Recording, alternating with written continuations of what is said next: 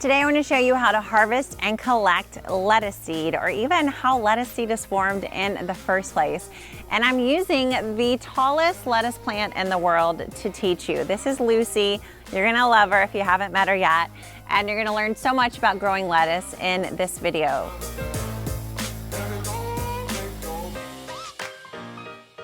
You gotta know that this is Gardenary. Gardening plus ordinary equals Gardenary. Our whole mission is to make gardening just a little everyday, ordinary part of your life so that it's more fun, more healthy, more happy, and better for the world. So be sure to subscribe to the Gardenary channel and hang out with us in the garden all season long. So today I want to show you how lettuce seed is formed and then how you can grow and produce your own lettuce seed so that you really never have to buy it from the grocery store again. I mean, not the grocery store, the seed package place. You will have to buy lettuce some parts of the year from the grocery store because it's hard to grow lettuce year round, but you can grow it, I like to say, for at least 6 months. So this is part of my 6 months of garden salad challenge. This whole bed wasn't cucumbers before, it was salad. So I was growing rocky top lettuce mix on either side and spinach down the center of these beds. I had that growing from the beginning of March all the way until the end of June. And I was harvesting from lettuce plants again and again and again. Now, as the weather warmed in late June, all the plants started to bolt. Bolting is the process by which this lettuce plant starts to send up a main center stalk and then produce a flower, which then turns into seed.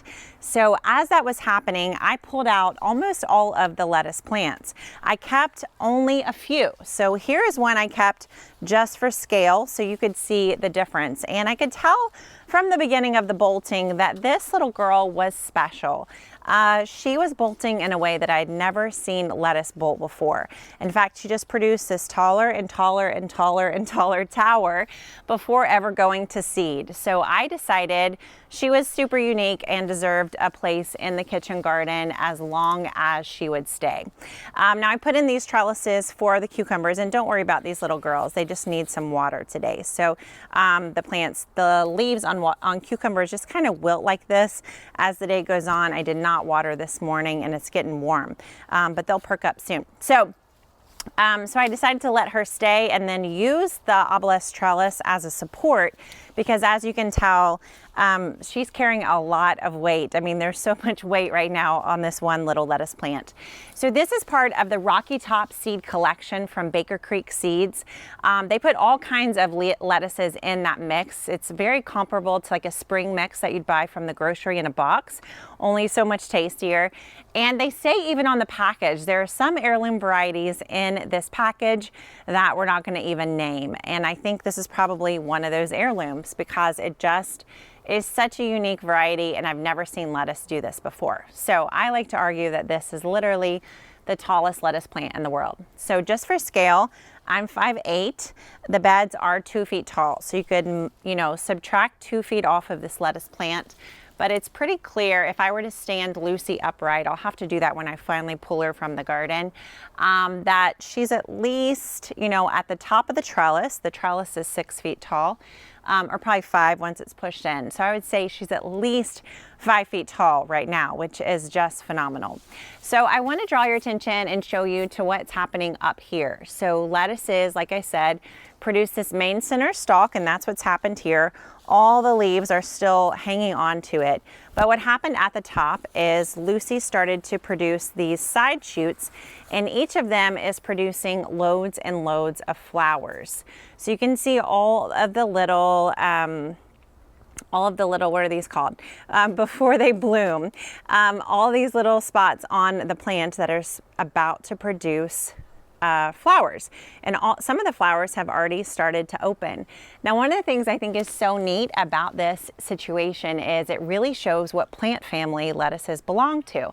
Lettuces are in the aster plant family, and if you've ever bought asters or collected aster flowers, you can see the resemblance right here, right? It looks very similar to like a little purple aster flower that you'd collect in front of your front door, maybe in the fall or something. So you can see these tiny little aster flowers, and what will happen as these flowers bloom and then dry out is in the center. They'll produce multiple amounts of seed for us to plant and grow in the seasons ahead.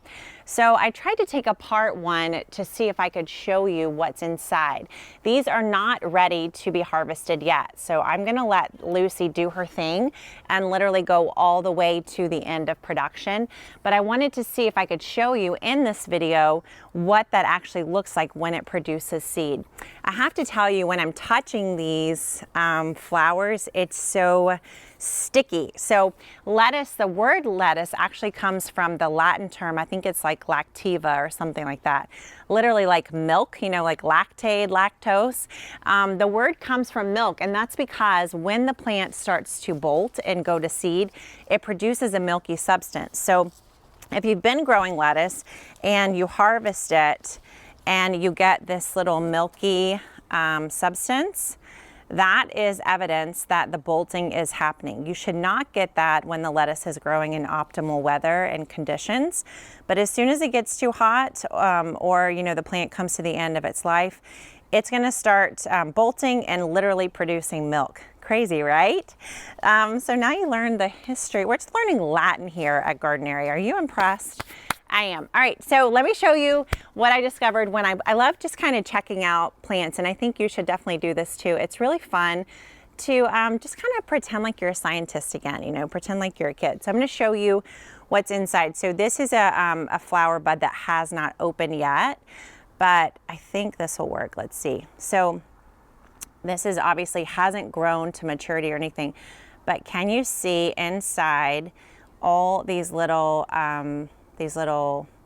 things in the center? Those are the seeds. Those are potential seeds. So you can see how they're attached to what's going to become flower petals. But each of those tiny little white things, those will eventually become little brown lettuce seeds. So it has to go through the whole process. It has to flower and then dry out. But all those seeds, can you see, are right inside of each of these little flower buds. And you can see how nature is so cool. Each of these little seeds is connected to a wispy little petal, which means that in nature, think about nature, guys, the winds would pick these up and send them across the prairie or across the garden, and you'd end up with lettuces growing up all over the place if you let this grow on its own. Isn't that magical? I think it's so neat. So that's the process. That's how lettuce seeds are formed. So what you see here is a smattering of lettuce seed formation at all different stages, right? You can see the flower formation, you can see the bud, and then in the next probably week or two, what we'll start to see is these petals dry out, and then the seeds will be more pronounced and you can gather them. So once that happens, I'll try to make another video to show you the process, but what you'll do is literally, you can either cut off the whole thing and hang it to dry indoors, or you could even put a paper bag over this whole thing and let it dry on the plant outdoors. Or you could just come in, you know, petal by petal, grab them, cut them, put them into a seed package or however you want to store the petals.